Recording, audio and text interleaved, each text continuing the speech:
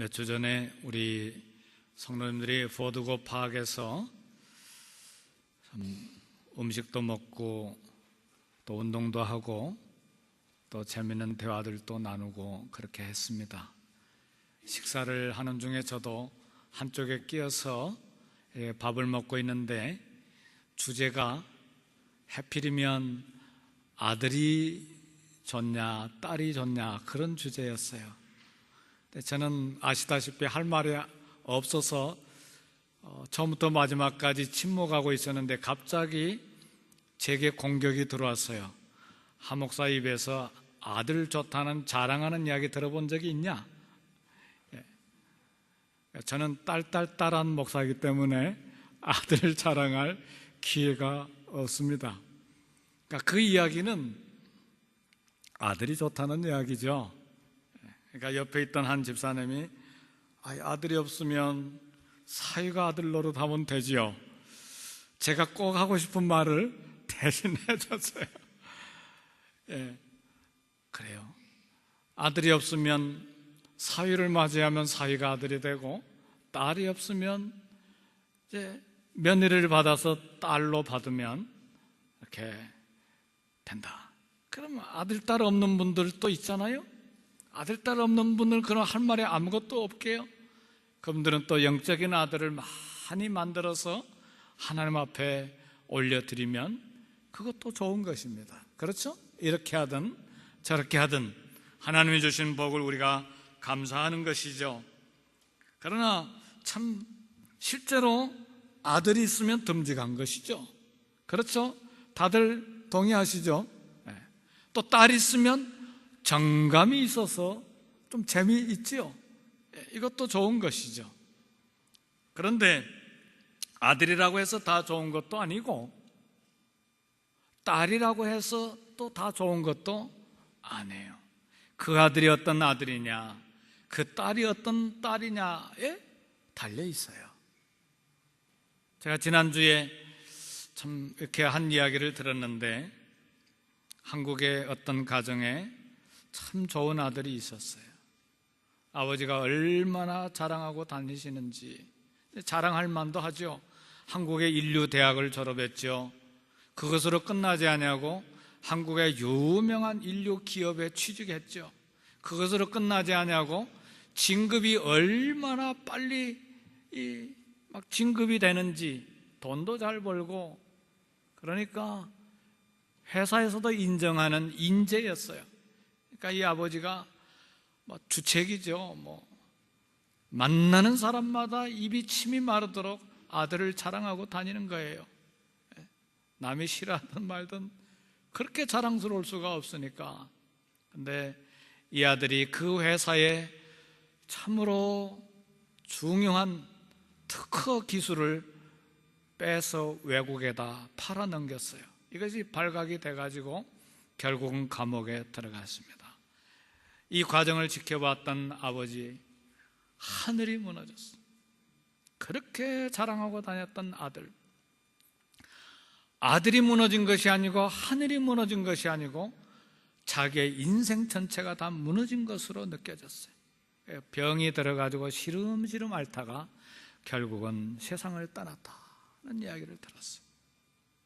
성도 여러분, 어떤 아들이든 어떤 딸이든 아들이 좋은가 딸이 중요한가가 중요한 것이 아니고 정말 그 아들과 그 딸이 하나님 앞에 바로 서서 살고 부모에게 효도하는 아들이고 효도하는 딸인가, 그것이 중요한 거예요.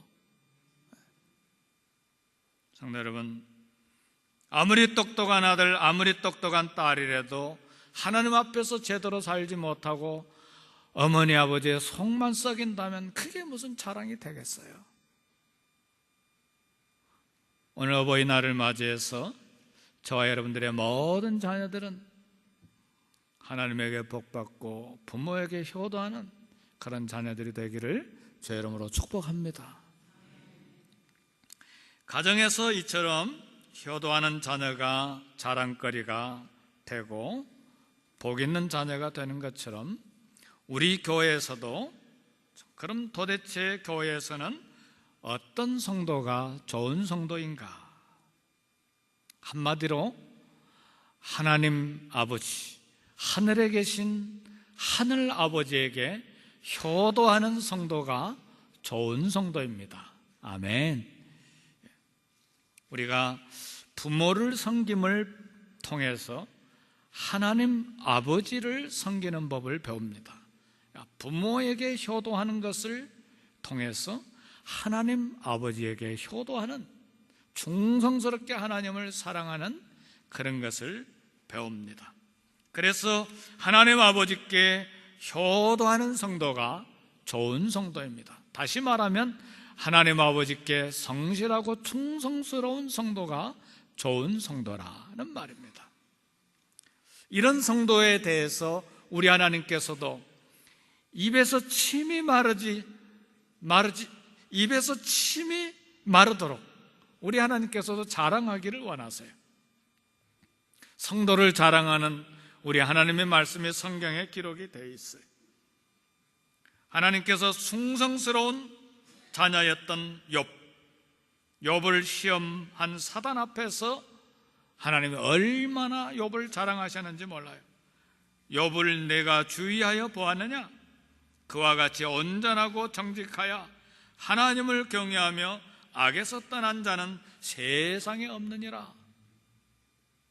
욥을 얼마나 자랑스럽게 생각하셨는지 하나님께서 사단 앞에서 자랑하셨어요. 아마 성경에는 이 구절만 쓰여 있어서 그렇지 아마 더 많은 말로 자랑하시지 않았을까, 그런 생각이 들어요.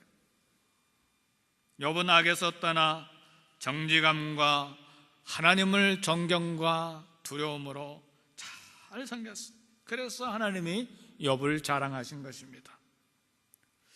욥 시대에만 욥을 자랑하시고 그것으로 끝났는가? 아닙니다.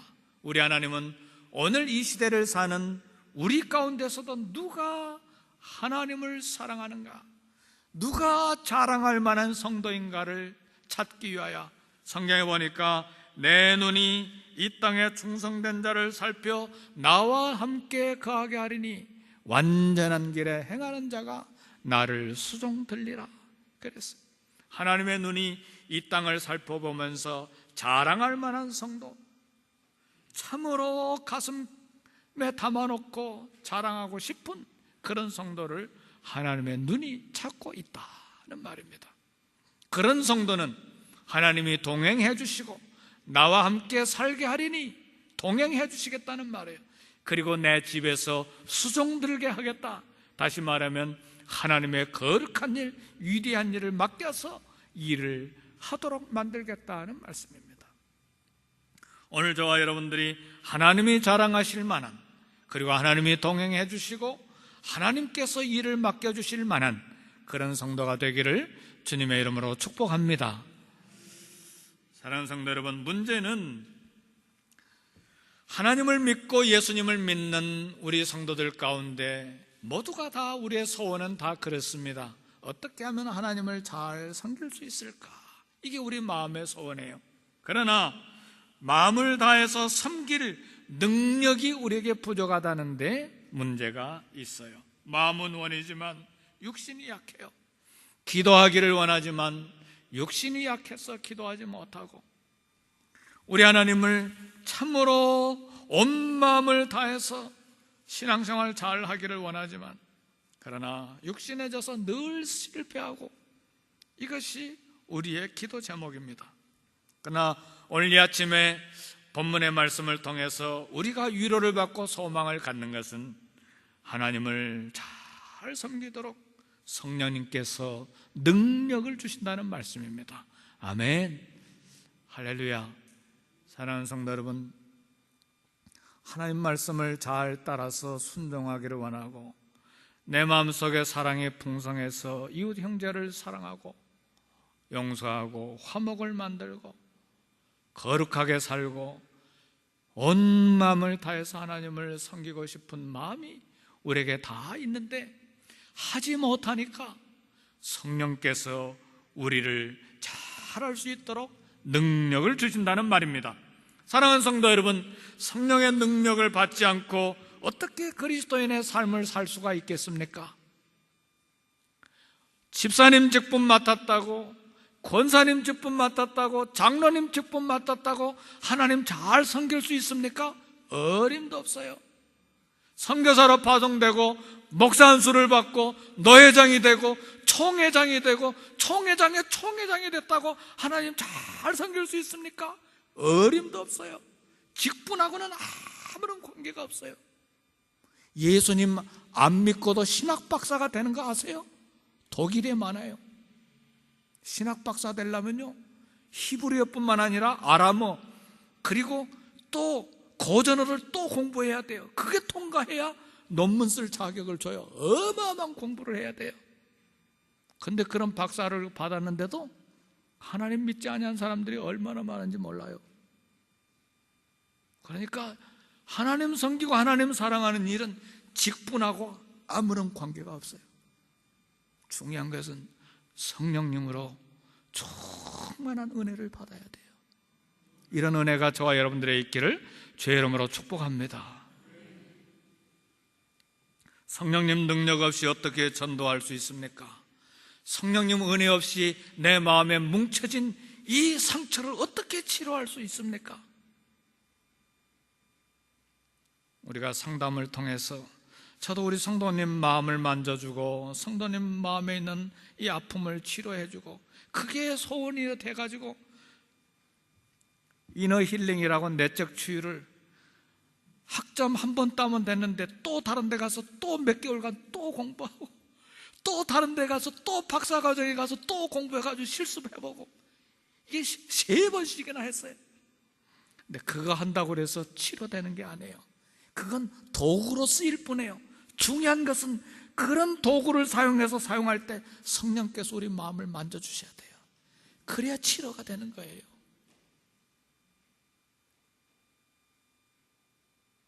성령님 능력 없이 어떻게 죄를 이길 수가 있어요? 죄 짓지 않기 위해서 얼마나 참 두려워하고 애를 씁니까? 그런데도 또 넘어지고 또 넘어지고, 이제는 안 싸워야지, 이제는 거친 말 안 해야지, 다짐하고 또 다짐해도 내일 가면 또 싸워요. 이게 우리의 연약함이에요. 성령께서 우리를 완전히 사로잡아 주셔야 돼요. 성령님의 능력 없이 어떻게 원수를 사랑하고 어떻게 이웃을 용서할 수 있겠습니까? 그러니까 결국은 원수를 사랑하지 못하고 그리고 이웃을 용서하지 못하는 것은 성령님의 나를 만져주심이 없기 때문에 그런 거예요. 그래서 우리의 소원은, 목사의 소원도, 우리 성도님들의 소원도, 우리 어머니와 아버지와 자녀들의 소원도 성령님이여 나를 완전하게 붙잡아 주세요. 그것을 다른 말로 표현하면 성령님이여 나를 완벽하게 다스려 주세요. 성령님이여 나를 완벽하게 지배해 주세요. 그걸 신학적으로 말하면 성령님의 충만이라 그렇게 말합니다. 성령님의 충만이 저와 여러분에게 있기를 주의 이름으로 축복합니다. 어떻게 성령님의 능력 없이 설교할 수 있습니까? 목사의 제일 큰 두려움이 뭔 줄 아십니까? 사나운 장로님? 아니에요. 그거 아닙니다. 아주 무서운, 아주 호랑이 같은 권사님? 아닙니다. 그거 아니에요. 목사가 정말 두려운 것은 설교할 수 있는 능력을 잃어버릴 때, 갑자기 말씀이 안 들려버리면 여기 단에 설 수가 없어요. 연설은 할 수 있어요. 연설, 설교는 안 돼요. 이게 제일 무서운 거예요. 그러니까 설교 준비할 때 말씀이 안 나오면 또 무릎 꿇고, 또 1시간 있다 또 무릎 꿇고, 또 밤에도 무릎 꿇고, 또 새벽에도 또 일어나서 무릎 꿇고, 또 설교만 들여다보고 하나님 내게 말씀해 주옵소서. 이 설교가 안 나오면 이건 공포 그 자체입니다. 성령께서 만져주셔야만 말씀도 전할 수 있고, 성령께서 함께 해주셔야만 우리가 신앙생활을 잘 할 수 있어요. 그래서 우리의 마음의 소원은, 꿈에도 소원은 남북통일인지 모르지만 우리의 꿈에도 소원은 성령님의 충만입니다. 성령님 충만해요. 그래야 내 남편이 살고, 그래야 내 아내가 살고, 그래야 성도와 성도가 살고, 그래야 목장이 살고, 전도회가 살고, 그래야 내 자녀들이 살 수 있고, 코리아타운과 LA가 살 수가 있어요. 그래야 미국이 사는 거세요. 미국이 성령의 능력을 잃어가고 있어요. 비참하게 잃어가고 있어요.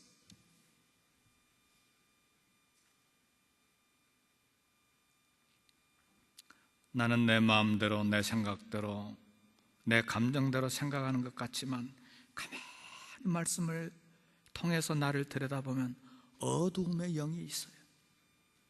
생각이 똑바르지가 않아요. 저를 파송했던 담임 목사님이 그런 이야기를 했어요. 이 땅에 정신이 온전한 사람이 한 사람이라도 있나? 다 정신병자지. 근데 그 말을 그때는 젊은 전도사였기 때문에 무슨 말인지 몰랐어요. 아이 노인네 양반이 무슨 그런 소리를 하나, 난 그렇게 생각했는데 지금 와서 보니까 저를 포함해서 한 사람 상처가 있고 생각하는 것도 경사져 있고, 선교사로 15년 20년 하고 있는데도 가만히 보니까 자기는 똑바로 있는다고 생각하는데 가만히 보면 약간 기울어져 있어요. 그런 게 눈에 보여요. 사랑하는 성도 여러분, 그래서 우리는 성령님의 은혜가 필요합니다. 그래야 그런 부족한 사람들, 연약한 사람들, 나를 힘들게 하는 사람들 모두 다 품고 기도할 수 있죠. 이 목사가 온전합니까? 여러분이 볼 때도 저 목사 좀 이상해, 저게 좀 부족해, 그런 게 보이잖아요. 우리 눈에 다 보여요. 근데 그걸 어떻게 다 수용할 수 있어요? 우리 성령님께서 우리의 마음을 만져주시고 풍성하게 임할 때 그걸 덮어주고, 좋은 목사, 좋은 설교하는, 우리 교회를 영적으로 인도하는 목사 되게 해주세요. 그 은혜 속에 기도가 나오는 것이죠.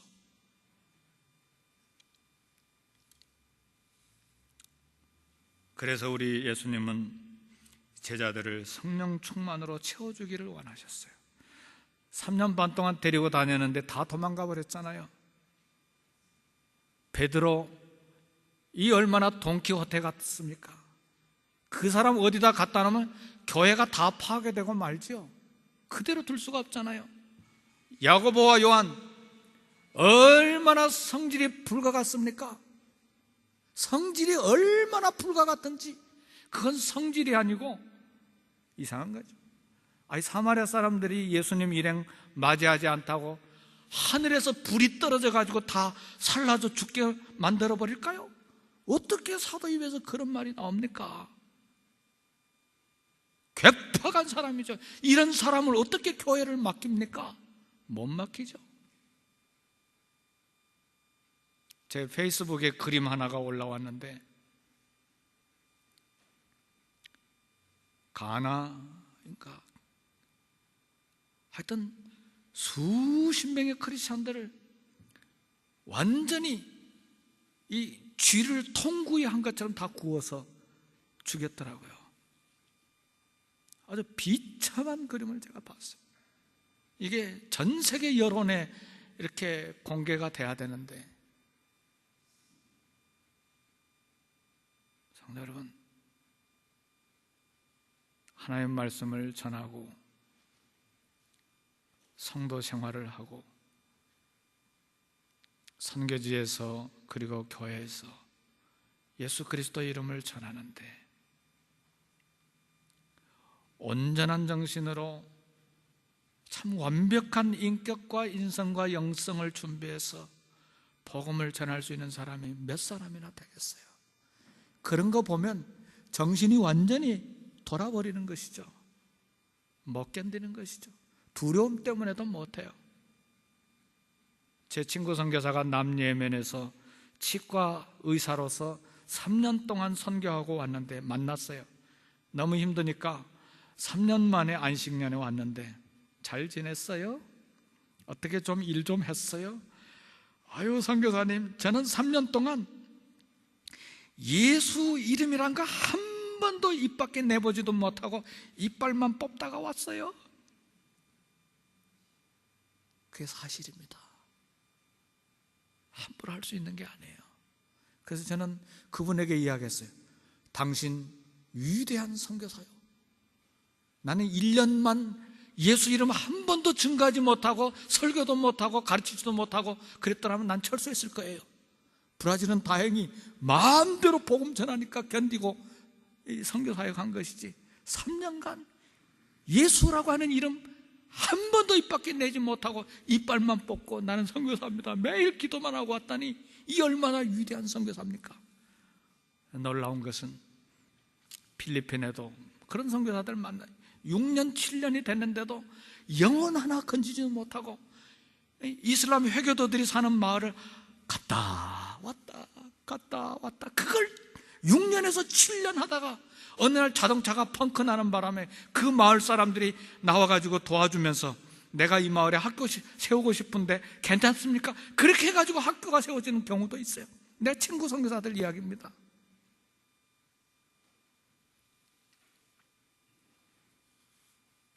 그래서 부족한 제자들이기 때문에 이렇게 해서 내보내서는 안 되겠다.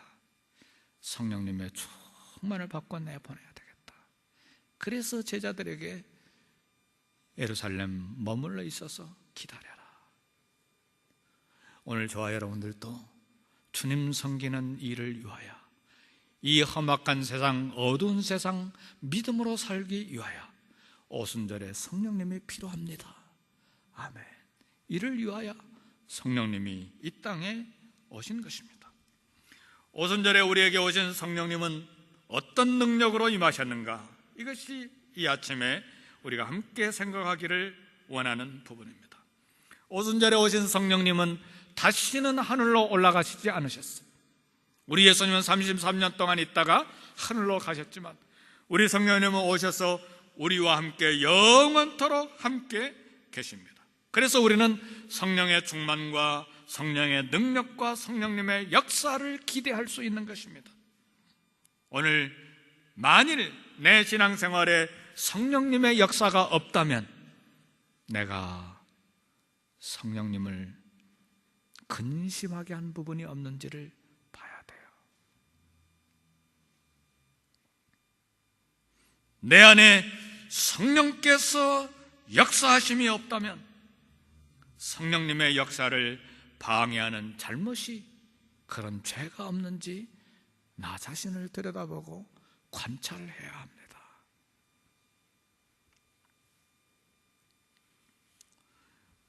오순절은 예수님이 부활하신 뒤 40일이 지나고 그 다음에 승천하신 뒤 열흘째가 되는 날이 오순절입니다. 다시 말하면 6월절이 지난 50일째가 되는 날이 오순절입니다. 그래서 안식일이 7번 지났기 때문에 77절이라고도 말하기도 하고, 그리고 모든 곡식을 이제 감사해서 첫 예물을 드리는 날이기 때문에 초실절이라고도 말하기도 하고 맥추절이라고도 그렇게 말합니다. 이날 우리 성령께서 강림하셨습니다. 이 성령님이 그날 오순절날 오심으로 교회 시대가 시작이 됐습니다. 오늘 본문에 보니까 1절 2절 보면 오순절날이 이미 이름에 그들이 다 같이 한 곳에 모였더니 호련히 하늘로부터 급하고 강한 바람 같은 소리가 있어 그들이 앉은 온 집에 가득하며 그랬습니다. 강하고 급하고 강한 바람 같은 소리로 임하셨어요. 히브리어의 영은 바람과 같은 단어입니다. 루아흐 할 때 영, 바람 그렇게 번역합니다. 신약에서도 영은 바람과 같은 단어로 자주 쓰였습니다. 에스겔서 37장에 환상을 볼 때에 골짜기에 마른 뼈들이 가득히 있었어요. 하나님의 생기가 그곳에 있을 때 뼈에 힘줄이 붙고 살이 붙고 가죽이 붙어서 거대한 군대가 됐습니다. 하나님의 성령의 역사입니다. 성령의 바람이 분 것이에요. 성령의 바람은 그냥 자연의 바람이 아닙니다. 하나님의 호흡, 하나님의 영, 하나님의 생기입니다. 하나님의 생기, 하나님의 영은 생명을 살리는 능력이 있어요. 하나님의 생기가 오순절 다락방에 기도하고 있던 120명의 성도들에게 머릿속에 바람처럼 불어왔어요. 그래서 온 집에 가득히 채워졌어요. 일반적인 강하고 급한 바람이 불면 집이 무너질 수가 있어요. 토네이도가 오면 자동차도 그냥 공중으로 날려보내버리잖아요. 급하고 강한 바람은 집을 파괴할 수 있고 사람에게 상처를 줄 수 있는데, 이 급하고 강한, 오순절날 임한 급하고 강한 바람 같은 소리가 있었어요. 이게 온 집안에 가득 채워졌어요. 이게 성령의 충만이 임한 것입니다. 성령님이 제자들에게 충만하게 임했습니다. 하나님의 생기로 충만할 때에 거룩한 삶에 대한 열정이 생겨요. 하나님 말씀에 순종하고 싶은 열정이 생겨요. 두려움이 사라지고 담대한 믿음이 생겨요. 예수님이 십자가에 죽으셨을 때 모든 제자들이 문을 걸어 잠그고 무서워서 방 안에 있었는데, 부활을 체험하고 성령님의 충만함이 임했을 때 곳곳에 핍박이 있고 순교하고 죽는 현장에도 담대하게 복음을 전했어요. 이게 성령님의 충만한 역사 결과입니다. 하나님의 영이 가득하게 되면 말씀과 설교가 깨달아져요. 영은 영으로 깨닫는 것이기 때문에 말씀이 깨달아져요. 마음에 감사가 생기고 평안이 생기고 사랑하는 마음이 생기고 용서가 생기는 것입니다. 그래서 사랑하는 성도 여러분, 이 사랑의 마음이 잘 생기지 않고 불평의 마음이 계속 생기면 상대방에서 찾지 말고, 내게 기도할 제목이 있구나, 그렇게 생각하셔야 돼요. 왜냐하면 성령에 충만했던 스데반은 자기를 돌로 쳐서 죽이는 사람들을 원수 갚아주세요 하지 않고 어떻게 했어요? 저들의 죄를 용서해 주세요. 이게 성령의 충만한 마음이거든요. 그러니까 문제가 생겼다, 분노가 났다, 화가 났다, 미운 마음이 생겼다, 그러면 상대방에서 먼저 찾지 말고 내 믿음에 문제가 있구나, 그걸 먼저 생각해야 돼. 물론 객관적으로 평가할 때 잘잘못이 분명히 있는 건 사실이에요. 그럼에도 불구하고 이 문제를 풀어나가는 일은 성령님의 도우심을 받아서 풀어나가야 되기 때문에 나에게서 먼저 그 원인을 찾아야 되는데, 성령님의 충만히 임할 때 이 역사가 일어난다는 말이에요. 3절을 보니까 불의 혀처럼 갈라지는 것들이 보이게, 눈에 보이게 임했다고 했어요. 모인 각 사람의 머리 위에 불의 혀가 하나씩 임했습니다. 성도 여러분, 성경에서 불은 신성을 상징합니다. 불은 타오르기 마련이에요. 불은 사랑으로 타오르게 하고 능력으로 타오르게 하고 희생과 헌신이 타오르게 하고 변화시키는 능력의 불입니다. 그래서 성령님이 충만해지면 말씀을 전할 때에도, 복음을 전할 때도 쌀쌀맞게 전하는 것이 아니고 주님을 사랑하는 마음으로, 안타까운 마음으로 열정을 가지고 전하게 되어 있어요. 성령 세례는 예수님을 믿는 순간 평생에 한 번 받습니다. 그러나 성령의 충만은 평생 동안 반복해서 충만해야 되고 날마다 성령의 충만한 삶을 살아야 돼요. 구약시대 때는 특별한 장소에서 특별한 사람만 성령님의 불을 봤어요. 성령님의 불을 경험했어요. 그러나 오늘 본문에 보니까 사도행전에서는 오순절날 120명 모두가 다 성령의 불을 보고 성령의 충만함을 받았어요. 오늘날 이 신약시대의 모든 믿는 자에게 성령님이 임하십니다. 그래서 세례 요한은 예수님에 대해서 이렇게 증거했어요. 나는 물로 너에게 세례를 주거니와 나보다 능력이 많은 이가 오시라니 그는 성령과 불로 너희에게 세례를 주실 것이요, 그랬어요. 이 불이 오늘 저와 여러분 한 사람 한 사람에게 임할 줄로 저는 믿습니다. 성령님은 때때로 예수님에게서처럼 비둘기처럼 임하시는 경우가 있어요. 성령님은 세미한 음성으로 고요하게 임하기도 하십니다. 그러나 오순절날 임한 성령님은 복음을 왕성하게 전해야 되고 교회를 세우고 하나님의 나라를 확장해야 되기 때문에 급하고 강한 바람 같은 소리처럼, 그리고 불의 혀처럼 갈라지는 것들이 눈에 보이도록 성령님이 임하셨습니다. 이 성령님 능력 있는 삶을 살게 하는 불이라면 우리도 성령님의 불을 사모해야 합니다. 오늘 저와 여러분들이 성령님의 불을 체험하고 이 불을 사모하는 마음으로 신앙생활을 승리할 수 있기를 주의 이름으로 축복합니다. 그래야 사랑할 힘을 얻고 교회를 섬길 힘을 얻고 용서할 힘을 얻고 육체와 마음의 병을 낫게 할 힘을 얻기 때문에 우리는 성령님의 불을 사모해야 된다는 말이에요. 그들이 다 성령의 충만함을 받았어요. 4절에 보니까 그들이 다 성령의 충만함을 받았다 그랬어요.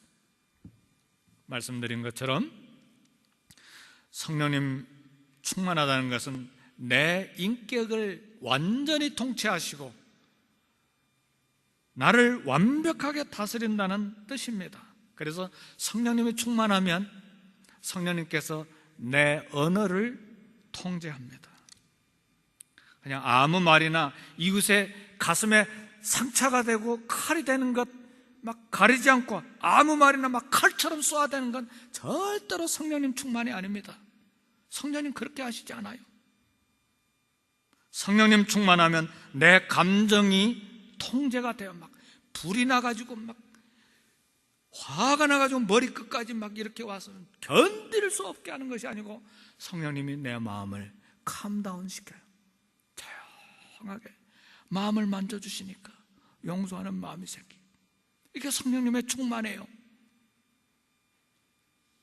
오순절 교회 가면 막 불로 해가지고 성령님의 불로 이렇게 뜨거워지는 것이 아니고 감정으로 해가지고 뜨거워져서 성령 충만으로 생각하는데 안 해요. 우리 성령님은 하나님이세요.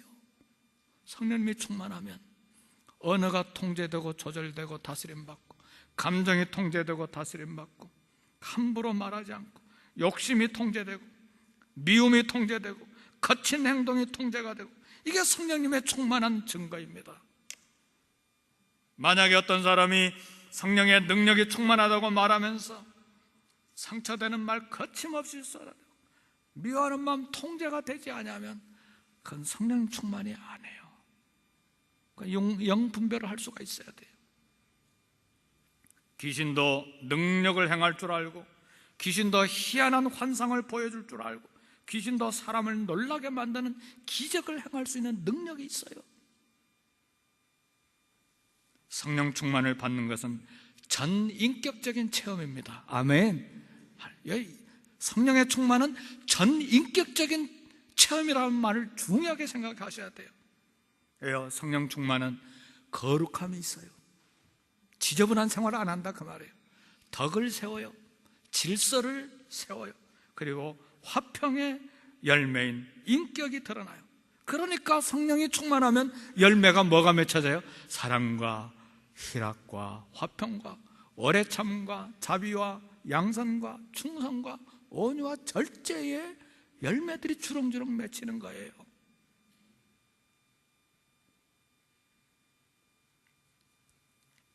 한국에 이천성 목사님이라고 유명한 분이 계세요. 욕을 얼마나 잘하시는 목사님인지. 물론 그분을 통해서 구원받은 사람들도 많이 있는데, 저는 그분이 진짜 인격적인 성령 충만을 받았다고 생각하지 않아요. 얼마나 성스러운 욕을 설교 중에도 해버렸는지 얼굴이 막 뜨끈뜨끈하고. 아닙니다. 우리 성령은 그러지 않았어요.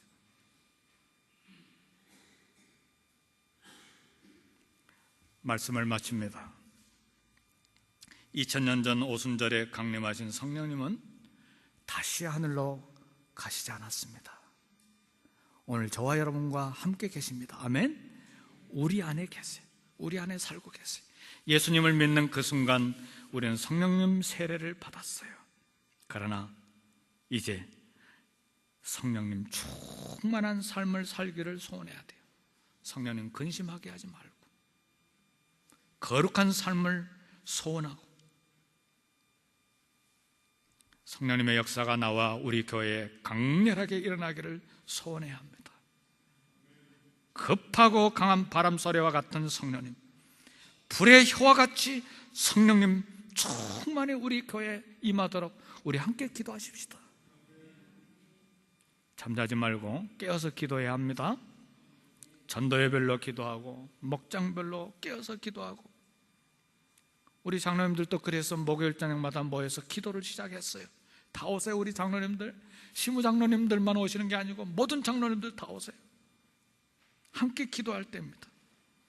저는 특별히 우리 교회 연세 많으신 노 권사님들께 감사합니다. 이야기 들어보니까 밤새 몸이 아파가지고 주무시도 못했는데 내가 교회 가서 기도하리라, 발끝에서 머리끝까지 온몸이 쑤시는데도 내가 교회 가서 기도하리라. 어떤 권사님은 남 손 못 안 잡으면 걸어갈 수 없는 애기처럼 아장아장 걸어가시는 분인데도 또 새벽에 나와서 기도하시고, 저는 확신하건대 생명의 멸류관이 하늘에 준비되어 있는 걸 확신합니다. 사랑하는 성도 여러분, 육체의 만족과 세상의 마음을 빼앗기면서 살아서는 안 돼요. 우리가 지금 어느 시대에 살고 있는 줄 압니까? 미국 대통령까지 동성연애 결혼을 찬성하고 나선 타락한 시대를 살고 있어요. 미국은 더 이상 청교도의 나라가 아닌 세속적인 나라가 됐어요. 이제는 여러분, 조만간 후에 사위를 맞이했는데 그 사위가 남자가 아니고 여자예요. 조만간에 며느리를 맞이했는데 며느리가 여자가 아니고 남자 며느리를 맞이할 시대가 왔어요. 타락한 시대가 됐어요. 돈 때문에 그 표 하나 얻기 위해서 나와 가정과 교회와 나라가 살기 위해서 성령 충만을 갈증해야 합니다. 온 교회가 죄로 얻은 세상을 치유할 성령의 충만이 임하기를 소원해야 돼요. 거룩에 대한 열정이 가득한 성령 충만을 기도해야 돼요. 이 시대는 거룩을 잃어버렸어요. 너무나 거룩을 상실해버렸기 때문에 악하고 더러운 일이 있어도 평범한 시대가 되어버렸어요. 뜨겁게 주님을 사랑하는 불의 혀 같은 성령 충만이 임하도록 기도하시기를 바랍니다. 우리 기도하십시다. 1, 2분간 다 같이